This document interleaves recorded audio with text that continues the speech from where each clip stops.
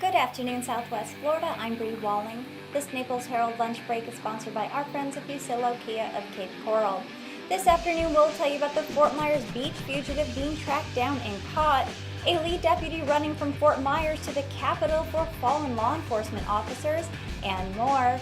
Today is Friday, April 20th, and this is the Lunch Break.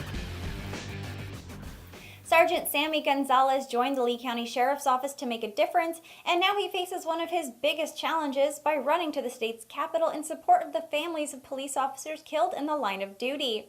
Before getting ready to start the trek from Fort Myers to Tallahassee, Gonzalez said in front of LCSO headquarters on Thursday morning that he's been training for a year and feels as ready as he could be to start the Florida Run for the Fallen mission. His plan is to do the whole run in around 8 days, which averages out to about 55 miles per day. He's supported by an RV and a marked cruiser for meal and rest support in his long trek. Sergeant David Drum made the run in 2012 and talked about the impact it had on him, saying it was the most physically grueling and emotionally taxing event that he's ever participated in.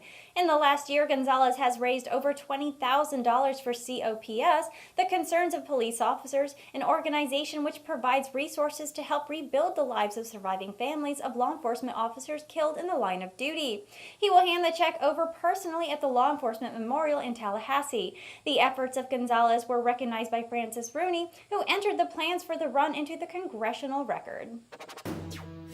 Lois Rice, the woman suspected in 2 murders, including one of a woman on Fort Myers Beach, has been apprehended in Texas by U.S. Marshals on Thursday. Authorities were on a nationwide manhunt for Rice, who allegedly killed her husband in Minnesota in late March, and Pamela Hutchinson on Fort Myers Beach around April 5th. Marshals tracked Rice to South Padre Island, Texas, where she was arrested at a restaurant. Lee County Undersheriff Carmine Marcino said the department is working to bring her back to Lee County to face warrants on second-degree murder, grand theft, identity theft, and grand theft auto. Rice's age and appearance, along with her propensity for gambling, saw the case draw nationwide media attention and interest, with nicknames such as Losing Streak Lois and the Gambling Grandma dotting headlines across the nation.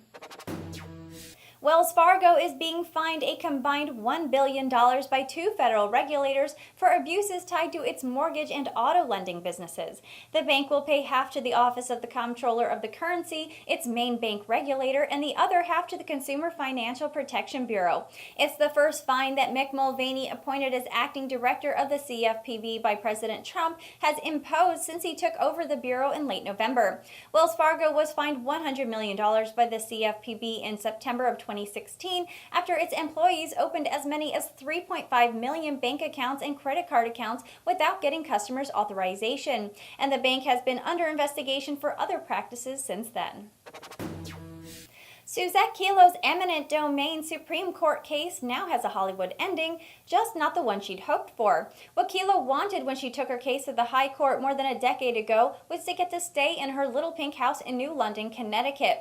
She lost the case, and now her story has been turned into a movie called Little Pink House, opening today in limited nationwide release. It's a movie she and those involved in the film hope will get people to think about the government's power to take private property for public use. Shortly after Kilo moved into her charming 100-year-old cottage overlooking a river and had it painted Odessa pink, pharmaceutical manufacturer Pfizer announced it would move in nearby, building a research facility. New London hoped Pfizer's move could help revitalize the city and sought to redevelop the land. But to get it done, the city had to use eminent domain to evict Kilo from her property. Kilo, with some help, took on the city, but in 2005, the Supreme Court ruled against Kilo 5-4. Justice Scalia, who dissented from the decision, ranked it among the court's biggest mistakes. Since then, more than 20 states significantly revised their laws to make it more difficult to take property through eminent domain and significantly revised their laws to make it more difficult. Those changes didn't help Kilo, though, who had to move.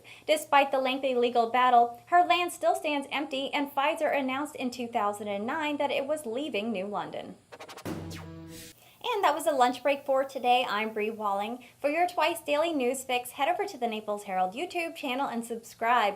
Leave us a comment to let us know your thoughts on the news or what you would like to hear about. The lunch break airs Monday through Friday at 12 p.m. right here at naplesherald.com. And don't forget to check out our morning report that also airs Monday through Friday at 9 a.m. Thank you for watching. Have a great weekend.